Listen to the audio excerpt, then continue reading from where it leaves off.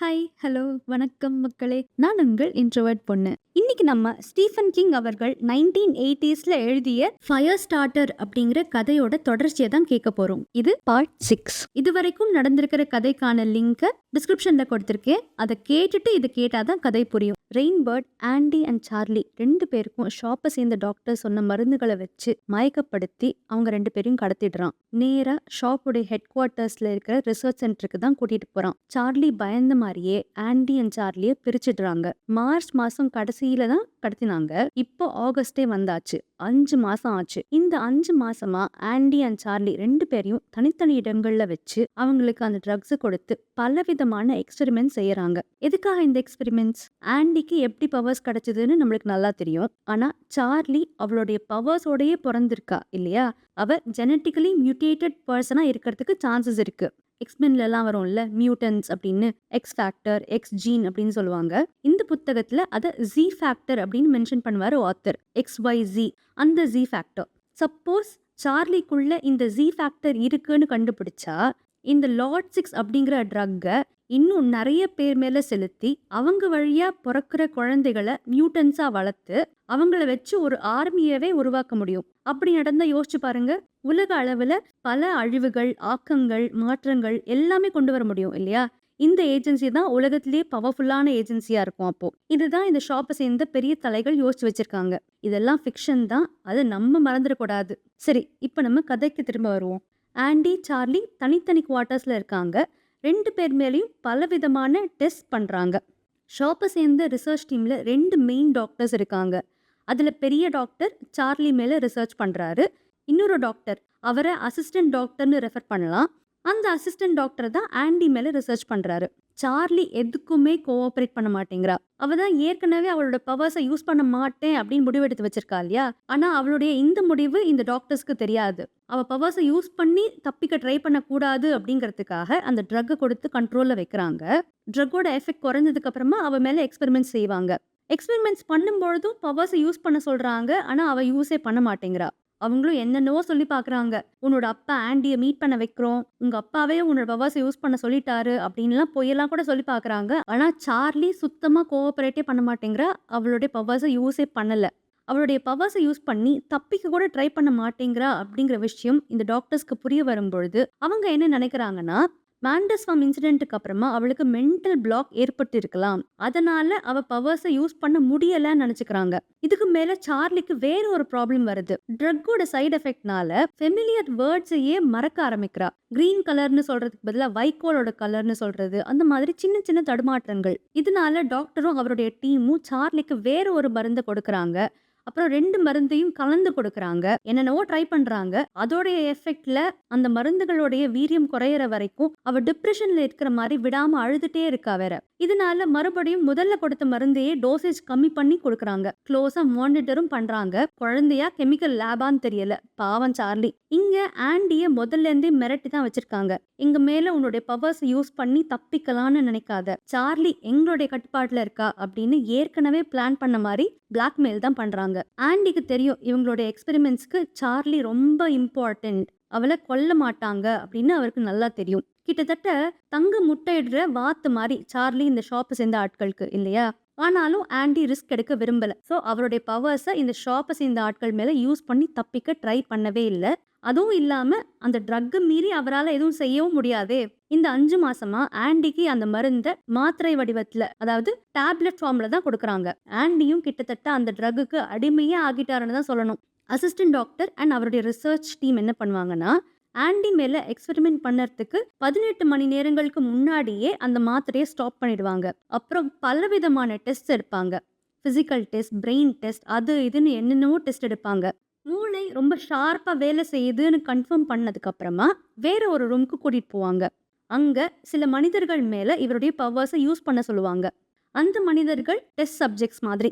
ஹார்ம்ஃபுல்லாலாம் இல்லை, சின்ன சின்ன ட்ரையல்ஸ் தான். எக்ஸாம்பிளுக்கு ஒரு எக்ஸ்பெரிமெண்ட்ல அந்த டெஸ்டிங் ரூம்ல இருக்கிற டேபிள் மேல ஒரு இங்க் பாட்டில் வச்சிருக்காங்க. ஆனா அதுக்குள்ள இங்க் இல்ல, அதுக்கு பதிலா ஜூஸ் தான் வச்சிருக்காங்க. ஆண்டி அண்ட் இந்த ரிசர்ச் டீமுக்கு மட்டும்தான் தெரியும் அதுல ஜூஸ் இருக்குங்கிற விஷயம். பார்த்தா எல்லாரும் இங்க் பாட்டில் தான் நினைச்சுப்பாங்க. இந்த ரூம்குள்ள புதுசா வேற ஒரு ஆளை அனுப்புறாங்க. ஆண்டி அவருடைய பவர்ஸை யூஸ் பண்ணி அந்த ஆளை இங்க் குடிக்க வைக்கணும். இதுதான் டாஸ்க். ஆண்டியும் எப்பவும் செய்யற மாதிரி பவர்ஸை யூஸ் பண்ணி அந்த இங்க் பாட்டில காட்டி இதோ ஜூஸ் குடிங்கன்னு சொல்றாரு. ஞாபகம் இருக்கா? ஆண்டி முதல்ல ஒரு கேப் டிரைவர் கிட்ட $1 நோட்டை காமிச்சு $500 சொன்ன உடனேயும் அந்த கேப் டிரைவர் கண்ணுக்கு அது $500 தான் தெரிஞ்சிருந்திருக்கும். அதே கான்செப்ட் தான். ஆனா இப்போ அவருடைய அந்த புஷ் ஒர்க் ஆகவே இல்லை. நீ என்ன பைத்தியமா இங்க குடிக்க சொல்ற அப்படின்னு கேக்குறான் அந்த ஆளு. ஆண்டியோட பவர்ஸ் வேலை செய்யல. இந்த மாதிரி பல டெஸ்ட்டுகள், ஆனா எல்லாமே ஃபெயிலியர் தான். அந்த மாத்திரையோட சைடு எஃபெக்டா இல்ல அவரோட பவர்ஸ் எல்லாத்தையும் இந்த 1.5 வருஷமா ஓடி ஓடி தப்பிக்க யூஸ் பண்ணி மொத்தமா ட்ரெயின் ஆகி இதுக்கு மேல யூஸ் பண்ண பவர்ஸே இல்லாம போயிடுச்சா இல்ல ஏதாவது மென்டல் பிளாக்கான்னு தெரியல. ஆண்டியால அவருடைய பவர்ஸை யூஸ் பண்ண முடியல. அசிஸ்டன்ட் டாக்டரும் என்னென்னவோ ட்ரை பண்றாரு, ஆனா நோ லக். ஸோ இந்த 5 மாசமா ஆண்டி நல்லா சாப்பிட்டு 10-12 கிலோ போட்டது தான் மிச்சம். அவருடைய ரூம்லயே கிச்சன், மைக்ரோவேவ், டிவின்னு நல்ல கம்ஃபர்டபுளா இருக்காரு. அப்பப்போ இந்த மாதிரி ரிசர்ச் எக்ஸ்பெரிமெண்ட்ஸ்க்கு மட்டும் கூட்டிட்டு போவாங்க. மற்றபடி நல்ல சாப்பாடு. என்னதான் சார்லி இங்க பக்கத்துல எங்கேயோ பத்திரமா இருக்காங்கிற ஃபீலிங் இருந்தாலும் ஒரு பயம் இருக்கும்ல. அதுல இருந்து டிஸ்ட்ராக்ட் பண்ண நாள் ஃபுல்லா டிவி. ரொம்பலாம் வெளியே போக முடியாது. எப்பவாவது தான் வெளியே நடக்க சான்ஸ் கிடைக்கும். ஸோ நல்ல வெயிட் போட்டாரு. இது இப்படி இருக்க நம்ம வில்லன் ரெயின்பர்டை பார்க்கலாம். ஆனானப்பட்ட டாக்டர்ஸ், ரிசர்ச்சர்ஸ் எல்லாம் என்ன நினைக்கிறாங்க? சார்லிக்கு மென்டல் பிளாக், மேண்டர்ஸ் ஃபார்ம் இன்சிடென்ட்னால மென்டலி பிளாக் ஆகி அவளால பவர்ஸை யூஸ் பண்ண முடியலன்னு நினைக்கிறாங்க.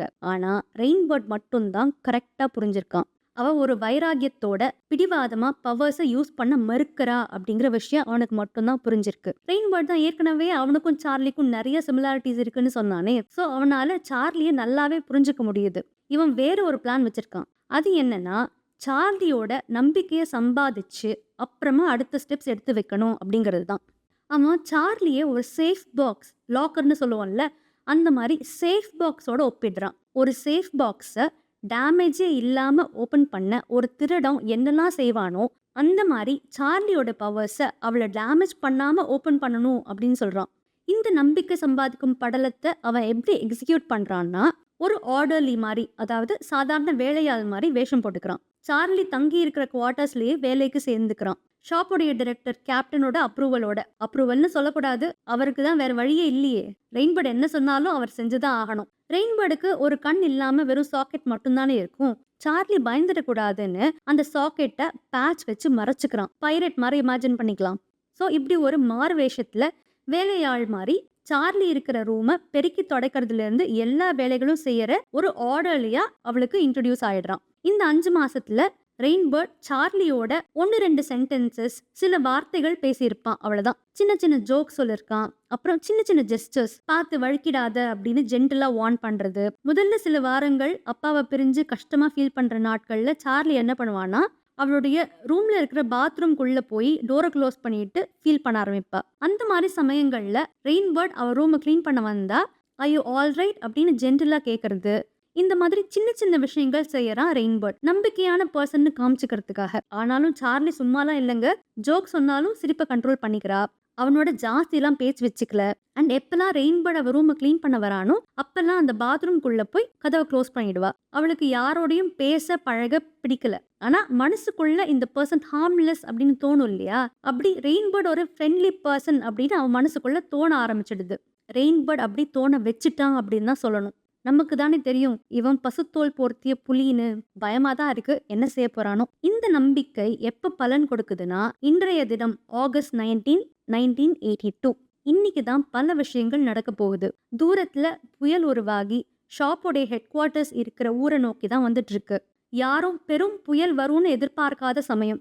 வரப்போற மாற்றங்கள் தெரியாம கேப்டன், டாக்டர்ஸ், ஷாப்பை சேர்ந்த மற்ற ஆட்கள் எல்லாம் அவங்கவங்க வேலையை செஞ்சுட்டு இருக்காங்க. ஆண்டி அவருடைய ரூம்ல இருக்காரு. டிவியில ஏதோ ஒரு ப்ரோக்ராம ஆழ்ந்து பார்த்துட்டு இருக்காரு. அண்ட் அவருக்கு அந்த மாத்திரை வேணும். அந்த அடிக்டிவ் ஃபீலிங்ல வேற இருக்காரு. ரெயின்பர்ட் ஒரு நேட்டிவ் அமெரிக்கன்னு பார்த்தோம் இல்லையா? இந்த மாதிரி பூர்வக்குடியினருக்கு ட்ராக்கிங் ஸ்கில்ஸ், இயற்கையை புரிஞ்சுக்கிற தன்மை எல்லாம் ரொம்ப ஜாஸ்தியா இருக்கும்னு கேள்விப்பட்டிருப்போம். ரெயின்பர்டுக்கு மட்டும்தான் இன்னும் சில மணி நேரங்கள்ல ஒரு பெரிய புயல் வரப்போகுது அப்படின்னு சென்ஸ் பண்ண முடியுது. அண்ட் இன்னைக்கு ஏதோ லக் நம்ம பக்கம் அடிக்கும் அப்படின்னு அவனுக்குள்ள ஒரு ஃபீலிங். இதே ஃபீலிங்கோட வேலைகளை பார்க்கறான். மத்தியானம் சார்லியோட ரூமை க்ளீன் பண்ண போறான். வழக்கம் போல சார்லி பாத்ரூம்குள்ள போய் கதவை சாத்திடுறா. ரெயின்பர்ட் வேக்யூம் பண்ண ஆரம்பிக்கிறான். அப்ப கரெக்டா இடி மின்னல் ஹெட் குவார்ட்டர்ஸ் மேல கரும் மேகங்கள் சூழ்ந்து வருது. பகல் 3:30 மணி ஆகுது. ஆனா அந்த இடமே நடுராத்திரி மாதிரி காட்சி அளிக்குது. இடி மின்னல்னா அடுத்து பவர் கட் தானே. இங்கேயும் பவர் கட் ஆகுது. ஷாப் ஒரு பெரிய ஏஜென்சி ஆச்சே. ஒண்ணுக்கு 2 ஜெனரேட்டர் பேக்கப் சிஸ்டம்ஸ் இருக்கு. போன சில நொடிகள்ல பவர் திரும்ப வருது. ஆனா விதியோ சதியோ தெரியல. மறுபடியும் பவர் போயிடுது. இந்த தடவை பவர் திரும்ப வரவே இல்ல. ஆண்டி பார்த்துட்டு இருந்த டிவி அங்க கட் ஆகுது. இங்க ரெயின்பர்டோட வேக்யூம் கட் ஆகுது. கும் இருட்டு. சார்லி பாத்ரூம்குள்ளதான் இருக்கா. வெளியே ரெயின்பர்ட் இப்ப ஒரு ஆஸ்கர் வின்னிங் ஆக்டிங் போடுறான். அது என்ன? சார்லிக்கு என்ன நடக்கும்? அங்க ஆண்டி இருக்கிற மனநிலையில இந்த இருட்டும் ரோம்குள்ள தனியா அடப்பட்டு இருக்கிற ஃபீலிங்கும் சேர்ந்து அவரை என்னென்னவோ செய்யுது. அவருக்கு என்ன ஆகும் பார்க்கலாம் அடுத்த எபிசோட்ல. இந்த கதை உங்க எல்லாருக்கும் பிடிச்சிருக்கும்னு நம்புறேன். பிடிச்சிருந்தா லைக் பண்ணுங்க, சேனலுக்கு சப்ஸ்கிரைப் பண்ணுங்க. அடுத்த எபிசோட்ல சந்திக்கலாம். நன்றி, வணக்கம்.